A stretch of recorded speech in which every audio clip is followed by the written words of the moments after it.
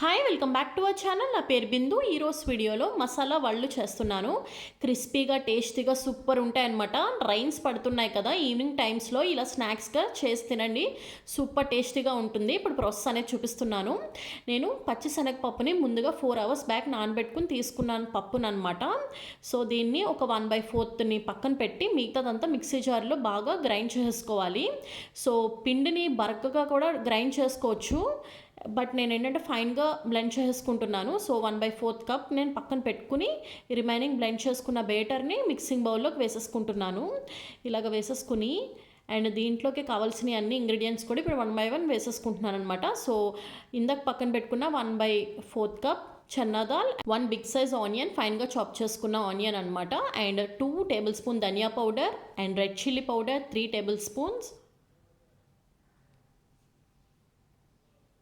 ఫైన్గా చాప్ చేసుకున్న green chillies 2 green chillies, and curry leaves ఫైన్గా చాప్ చేసుకున్న 1/4 cup, and garam masala or chicken masala any home made masala 1 tablespoon, and ginger garlic paste 1 tablespoon, rice flour 2 tablespoon,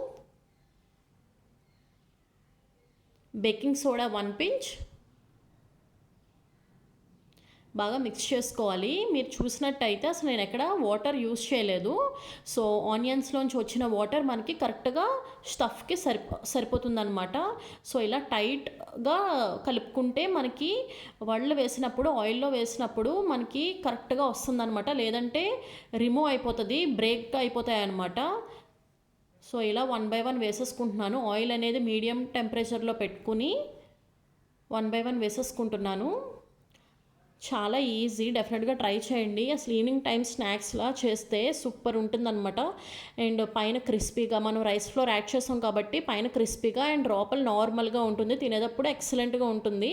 so ఇలా light brown కలర్లోకి వచ్చిన వెంటనే ఇలా తీసేసుకుని టిష్యూ పేపర్ మీద వేసుకుని ఒక 10 to 15 minutes తర్వాత తింటే సూపర్ టేస్టీగా ఉంటుంది. ఎలా వచ్చిందనేది నాకు కామెంట్ చేయండి. బాయ్.